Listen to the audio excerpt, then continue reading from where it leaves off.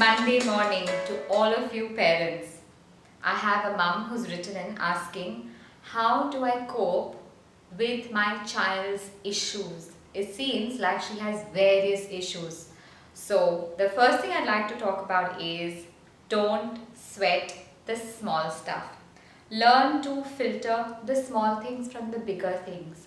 So, for example, if you're talking about your child wanting to wear mismatched clothes versus your child hitting someone, that's the small versus the bigger issues. So don't sweat the small stuff and filter out the bigger issues that you want him or her to improve on or to be able to change. The second thing is, even in the bigger issues, prioritize. Figure out what are the top 3 issues that need your immediate attention. And then from the 3 issues, filter out to the topmost. And what you will notice is, as soon as you start helping to change your child's behavior, it has a ripple effect. And what I mean by that is, whenever I'm coaching children, I notice that whenever I'm told about the biggest issue, when the child is small, it's usually the parents who tell me the issue, and if I have a teenager, when the teenager tells me their biggest issue, it has like an umbrella effect. So when one issue begins to improve, it pulls up the other issues. So the most important issue will have, once it improves, will have a trickle down effect to the others, and they will also slowly begin to improve. The third thing is, communicate clearly to your child your expectations in terms of the action steps you want the child to take, rather than saying, I want you to behave better, or I want you to do this and be a nice boy or a nice girl. So instead of being vague about it, tell him or her action steps. So I have this mother who is currently dealing with her child's anger issues. So what we have set in is steps that the child needs to follow when he gets angry, whether it is talking to his mother, whether it is taking a pillow and beating the pillow, or whether it is sitting down with his crayons because he loves art and craft and to make a drawing. So there are certain steps put into place so that the child knows what to do when that particular negative behavior strikes him. And the fourth point is, parents, please, fewer speeches.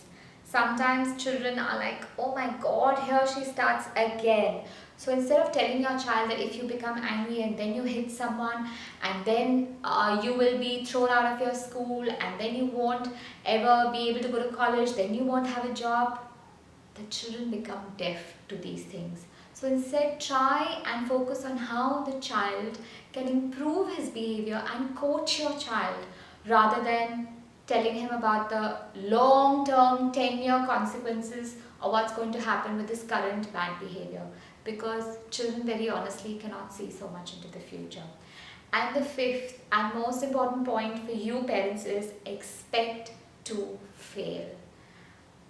There are going to be times when you think the child is really improving, and when I coach children, that happens even to me, that the children have a very quick improvement curve and then they begin to plateau, and in some cases I've noticed the children even tend to falter and go back to that bad behavior. But that's the time we really need to keep strong, and that's the time when we need to get the child to focus on his previous success. So make him focus back on the times when his behavior had improved and that he can do it. And for you, focus on the fact that you were successful, and it's okay if there's been a little bit of a setback.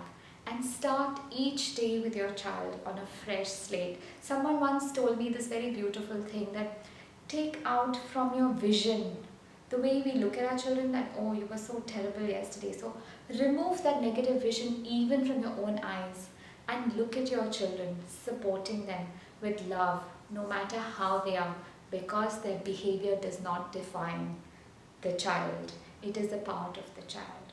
So I hope the 5 strategies we've discussed today that will help you to cope with your child's various problematic issues, for a quick recap, are: the first one, don't sweat the small stuff.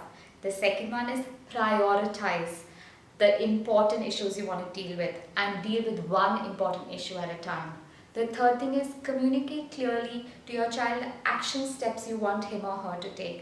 The fourth point is please no more speeches. And the fifth thing is expect to fail. Parenting is a trial and error job, and I'm sure you're good at it. So allow yourself to fail once in a while.